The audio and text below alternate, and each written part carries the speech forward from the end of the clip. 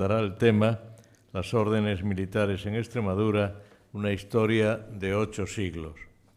Francisco Acedo es licenciado en Filosofía y Letras, Geografía e Historia en las universidades de Salamanca, Sussex y Autónoma de Madrid. Cursó los estudios de doctorado en Historia, Filosofía y Pedagogía. Amplió estudios en Dublín, en el Trinity College de Londres, Oxford, Cambridge, Bolonia y Roma. Es académico de número de la Pontificia Academia Cultorum Martyrum y de la Academia Internacional de Genealogía y miembro de la Comisión Internacional para las Órdenes de Caballería. Así que, Francisco, cuando quieras. Manolo, muchísimas gracias por tu amable presentación. Quiero agradecer en primer lugar a los comités organizador y científicos que hayan tenido en cuenta mi ponencia, agradecer a la Real Asociación de Hidalgo su exquisita hospitalidad y agradecer vuestra presencia a todos los que estáis aquí y a todos los que nos están viendo a través de Internet. Pido disculpas por la voz, pero esto es culpa de la Renfe, que antes de ayer nos puso el aire acondicionado a toda pastilla y yo creo que he cogido un cierto catarro. Cuando me planteé qué ponencia traer a este congreso, no lo dudé mucho, visto que el tema es la persistencia, la perduración. Por lo tanto, se me vinieron a la cabeza las instituciones que en mi tierra han tenido un mayor extensión temporal, que son las órdenes de caballería.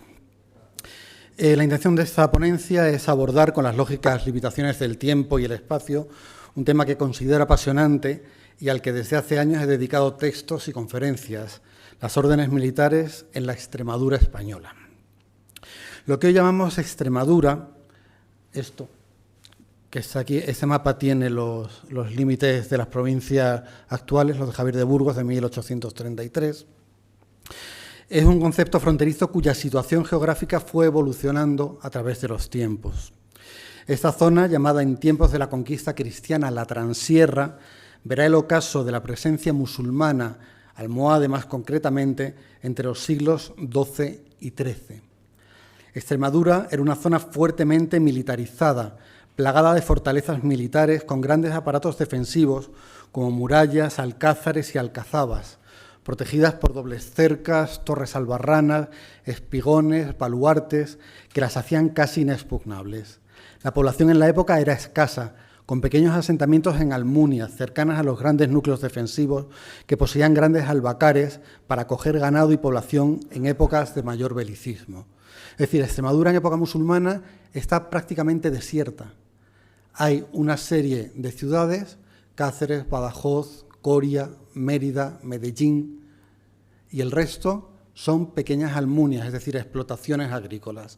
Por eso estas grandes ciudades tenían el albacar ocupaba la mitad del recinto amurallado que estaba vacío para que en época de guerra se pudieran refugiar en él tanto las personas como los ganados. Los reinos cristianos de León y Castilla, una vez concluida la conquista de la submeseta norte e iniciada la de la Mancha, se enfrentan a uno de los más duros retos de esta empresa, la guerra por Extremadura. La situación estratégica de la misma, el difícil acceso, su gran territorio con escasa población, lo que planteará que la frontera oscile, suba y baje en varias ocasiones, unida al prácticamente insalvable escollo del Tajo, que será una repetición de lo que sucedió en el siglo X con el Duero y posteriormente con la cordillera bética y el Guadalquivir, serán factores dominantes en el proceso de conquista y en el paralelo de población.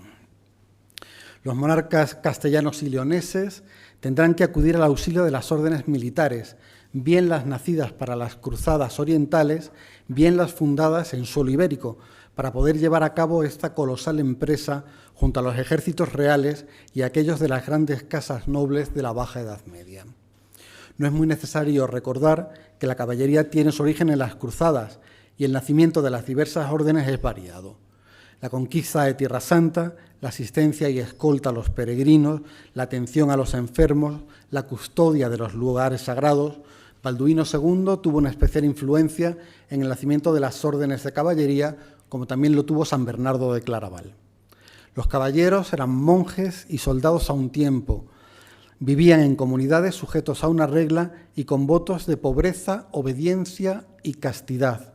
Sus fines eran la defensa de los peregrinos, de los pobres, de los enfermos, de las viudas, de los huérfanos y la defensa de la fe y de la Iglesia.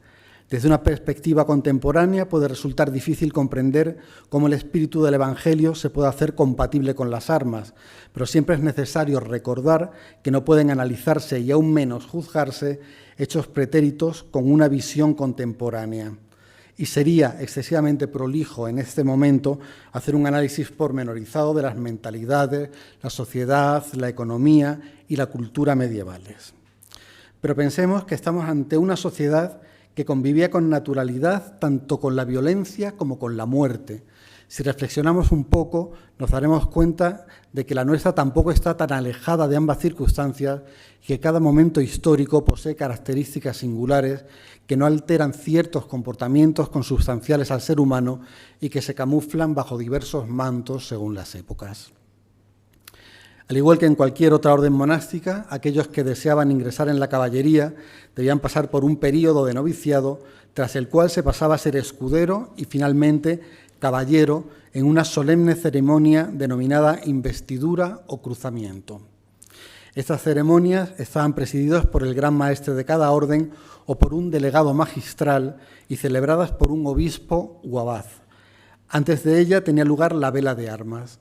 Durante la ceremonia, el que iba a ser armado caballero, tras las formalidades que proveían los diferentes estatutos y reglas, prestaba juramento, hacía sus votos y era investido.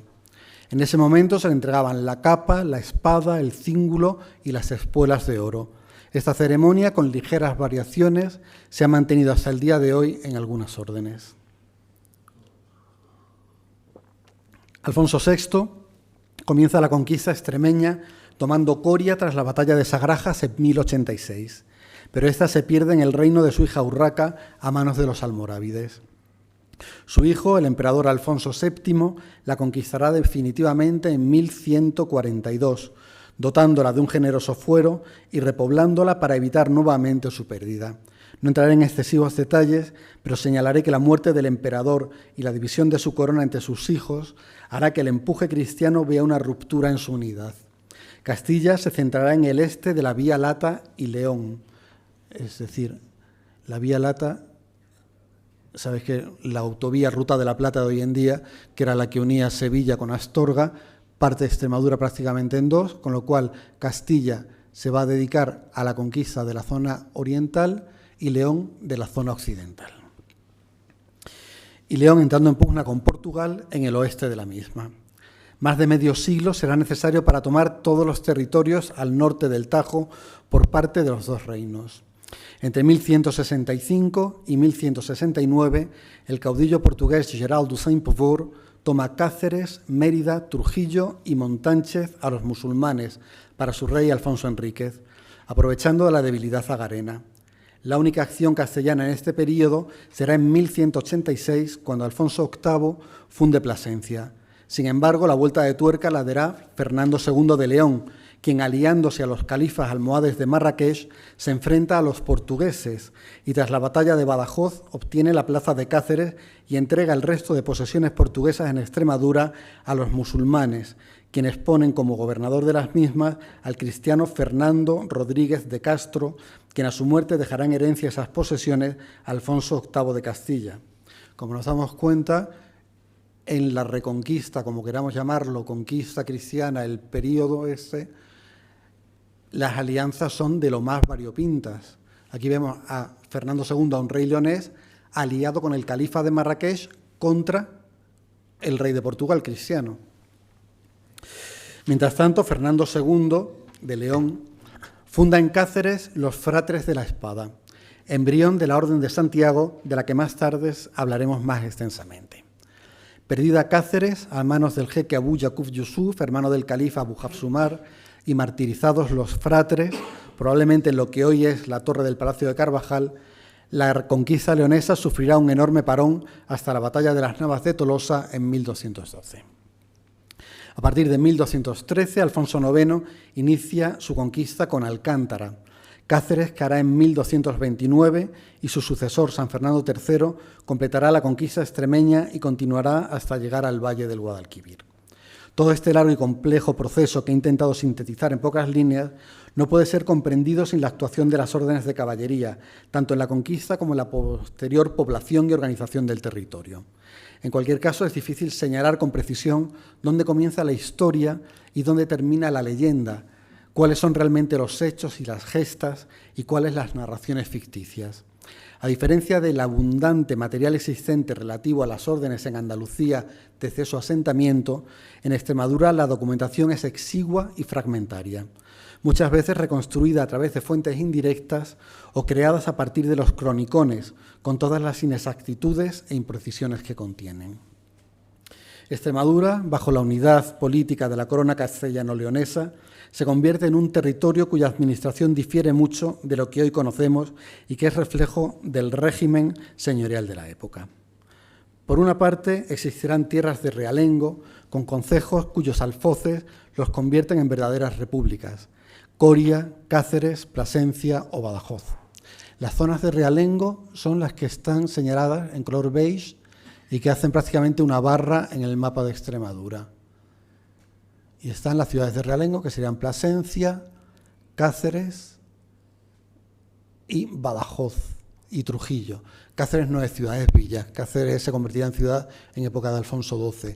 Y Coria, que en principio era de realengo, al final acabaría siendo de doble señorío del obispo y del duque de Alba. Bueno, este mapa es con los límites provinciales de hoy. Esto es con los límites provinciales del antiguo régimen. Se ve peor.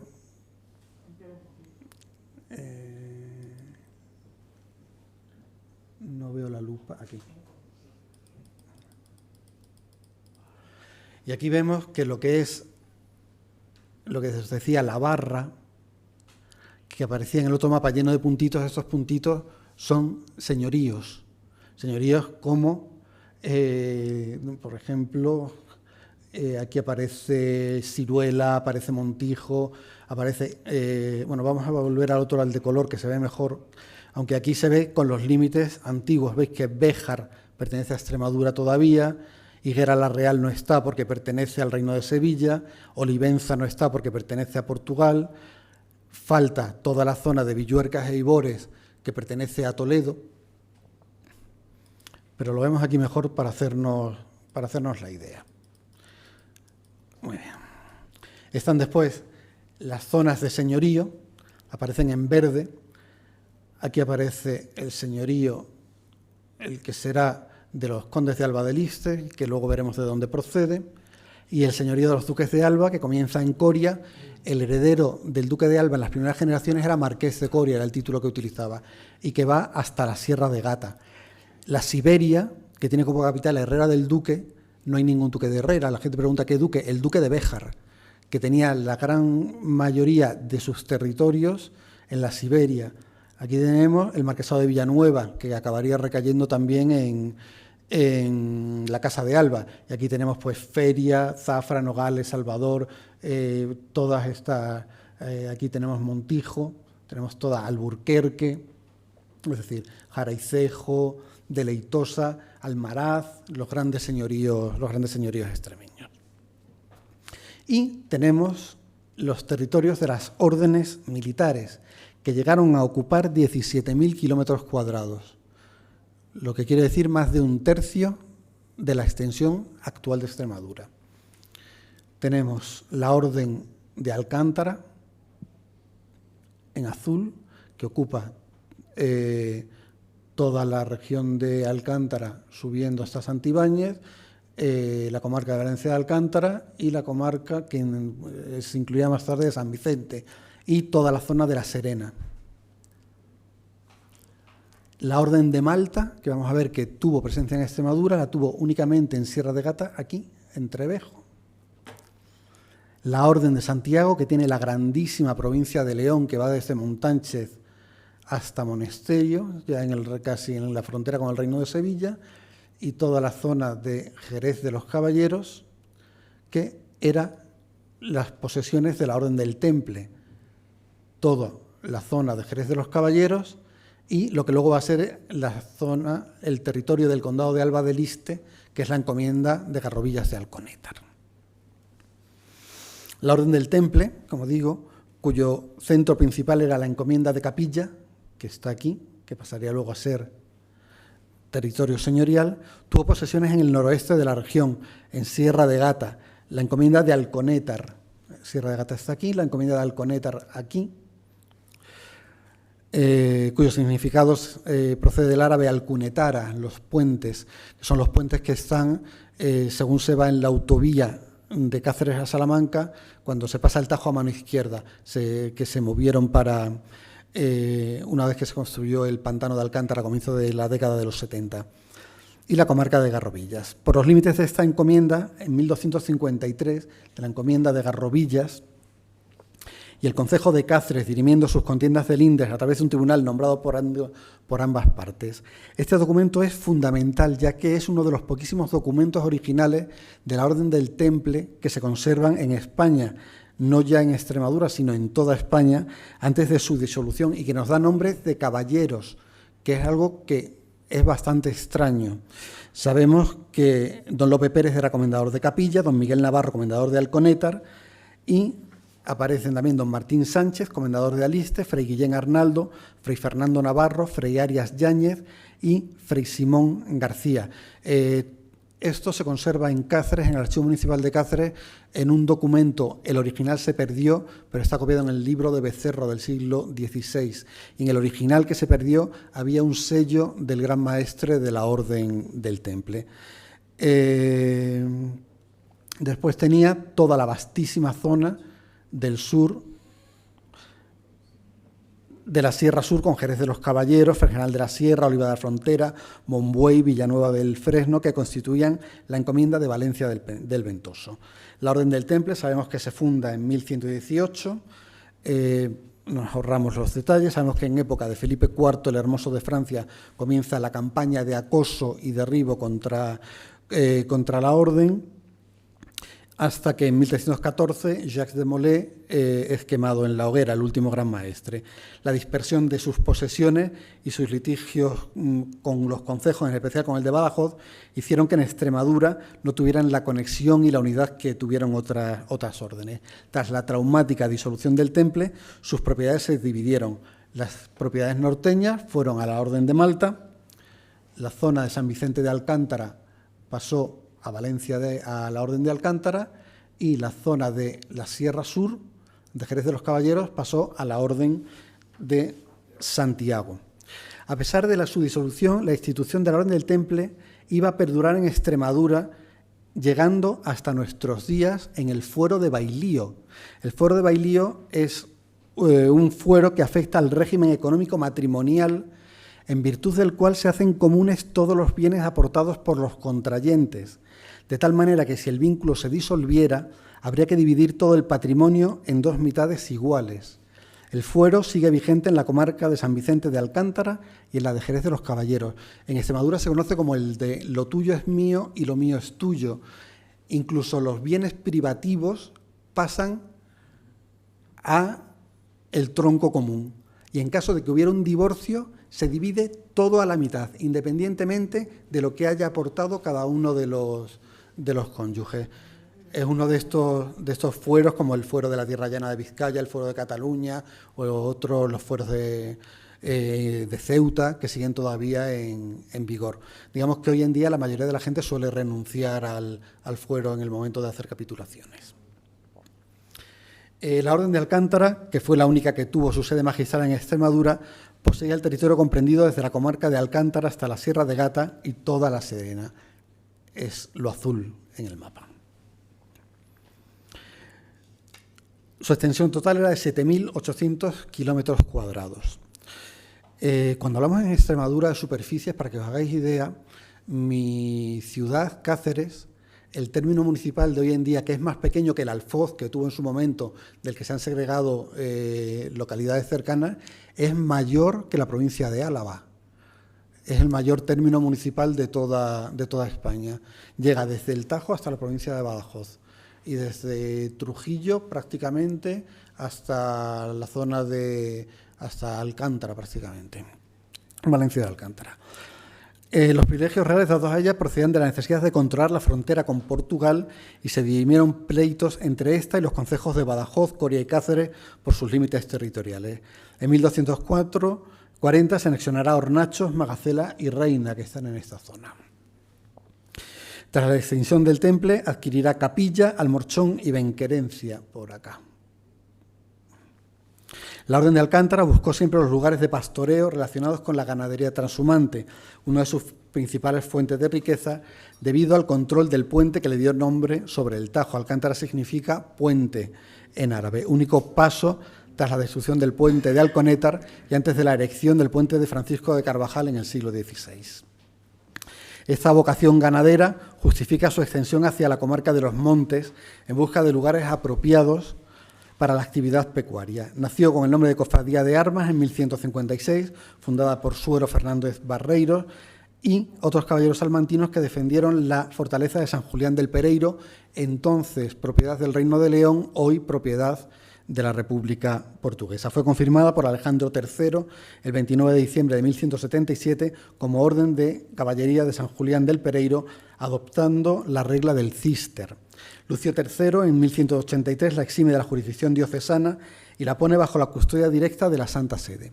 En 1213, Alfonso IX les entregará Alcántara, de donde tomarían su nombre. Vestían una túnica blanca y sobre ella una capa negra, sobre la que bordaban la cruz de sinople, excepto cuando estaban en convento, que cambiaban la capa negra por otra blanca.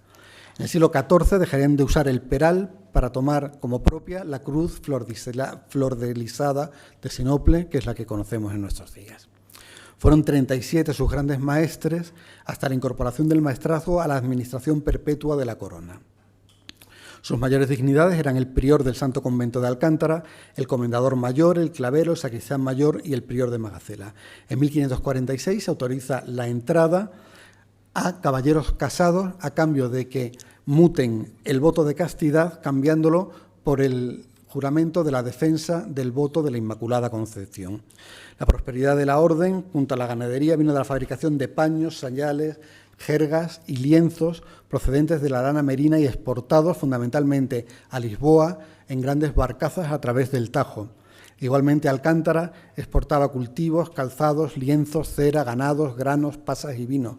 El comienzo de su declive llegaría con la incorporación de la corona, pero su grandeza y opulencia quedan reflejadas en las construcciones que jalonan el territorio que le perteneció, en especial el soberbio conventual alcantarino, del que fue robado su afamado recetario por las tropas napoleónicas.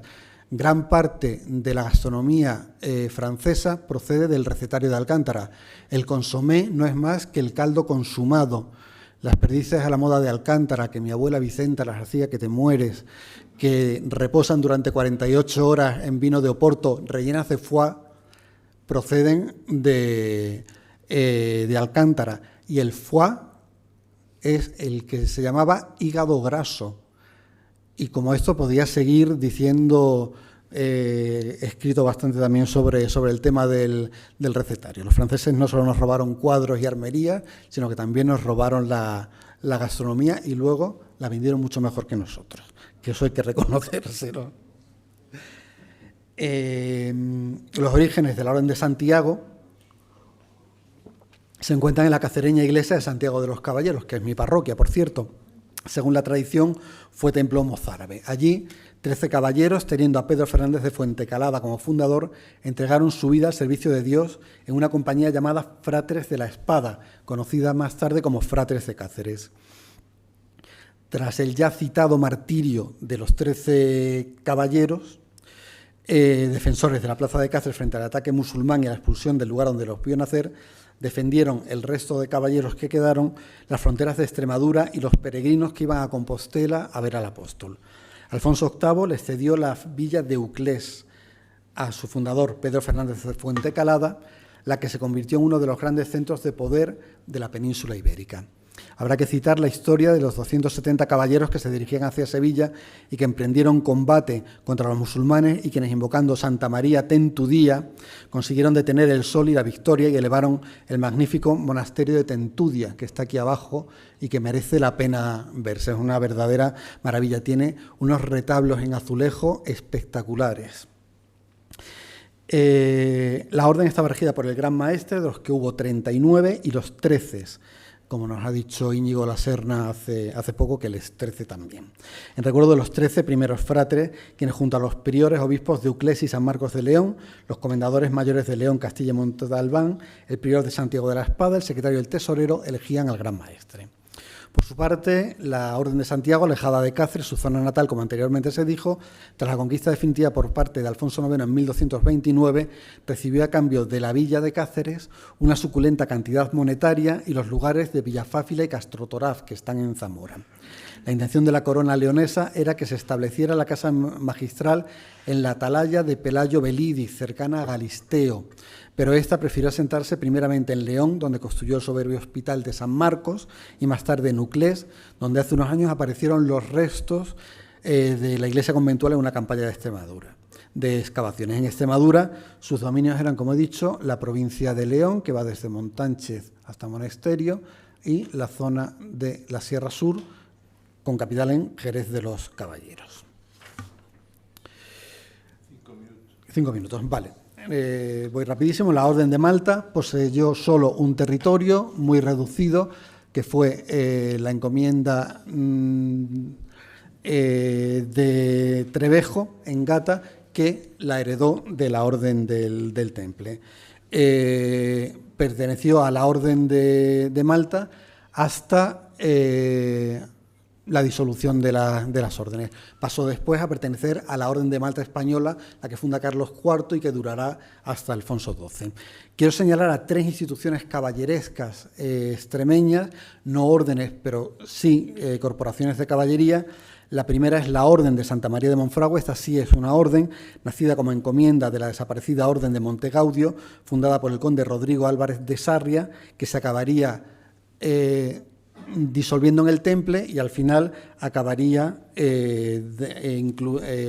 pasando a la Orden de Calatrava y finalmente al señorío a la Casa de Zúñiga. La segunda no es una orden, sino una corporación de caballería, la Cofradía de Nuestra Señora del Salor, de Caballeros y Escuderos de San Mateo de Cáceres, con características muy similares a otras que hemos escuchado en estos días, que se mantuvo hasta 1808.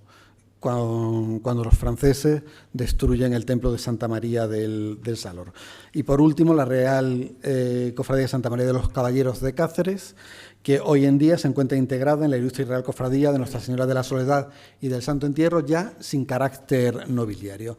A ellas en el siglo XX se unirán 2, la Real Asociación de Caballeros de Guadalupe, que se crea con motivo de la coronación canónica de la Virgen de Guadalupe, patrona de Extremadura, en 1924, y la Real Asociación de Caballeros del Monasterio de Yuste, que se crea en 1957, después de que Hilda Montellano cediera el monasterio de Yuste al Estado para su reconstrucción y puesta de nuevo en rehabilitación. El poder de las órdenes era enorme y en tiempos de Juan II y Enrique IV tendrá lugar la Guerra Civil de Extremadura, que no nos queda ya ni tiempo para analizarla. Como todos sabemos, los reyes católicos integran a la corona el maestrazgo de 3 órdenes, de Calatrava, Alcántara y Santiago. Montesa se integrará en época de Felipe II. Las órdenes ya,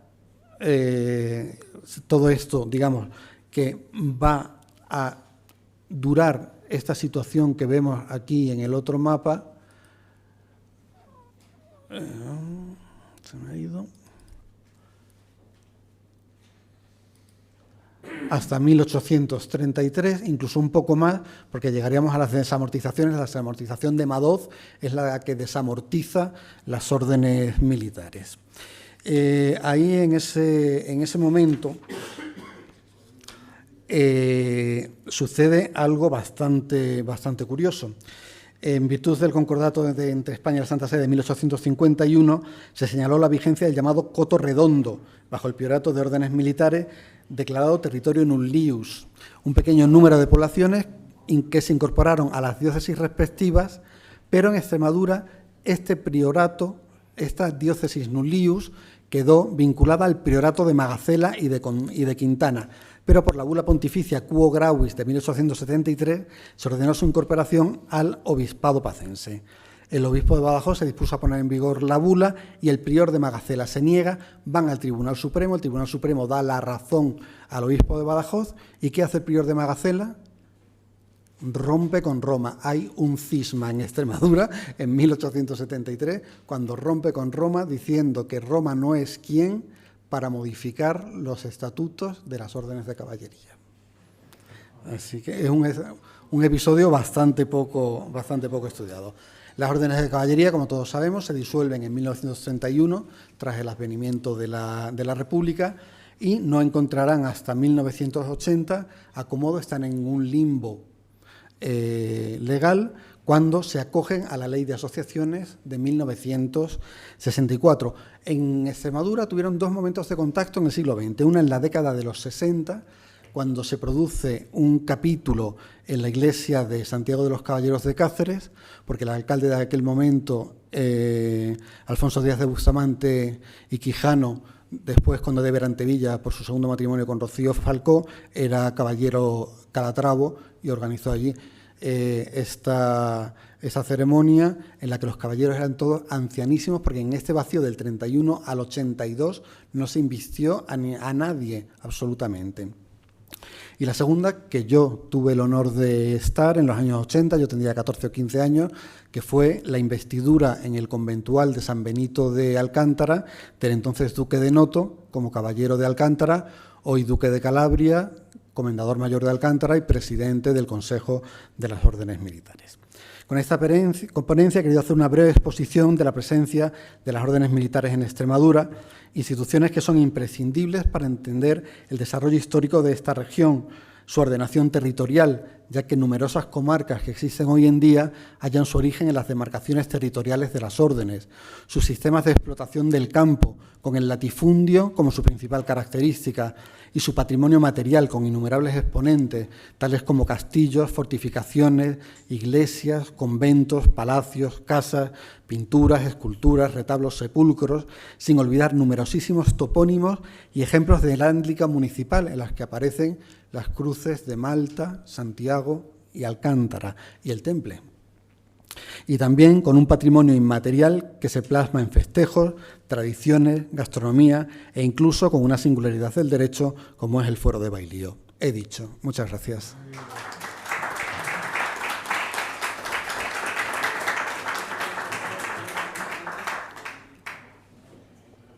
Muchas gracias. Gracias, Manolo.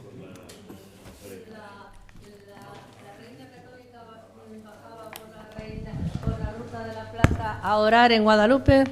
No, la Ruta de la Plata no va a Guadalupe. Iba por lo que son los caminos de Guadalupe. Uno de ellos nace de Madrid, que hace poco ha comenzado un peregrinaje.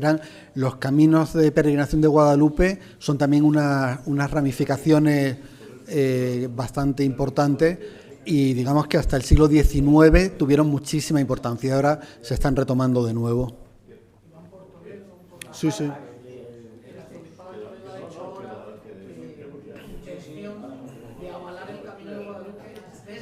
Desde Toledo, desde Ciudad Real también iban otros, o sea que era... Francisco, una pregunta. Disculpa, Carlos. Es rápida. Los bienes de la Orden del Templo en Portugal fueron confiscadas por Don Dinís, que después con el Papa ha creado la Orden de Cristo. ¿Qué ha acontecido con estos territorios templarios?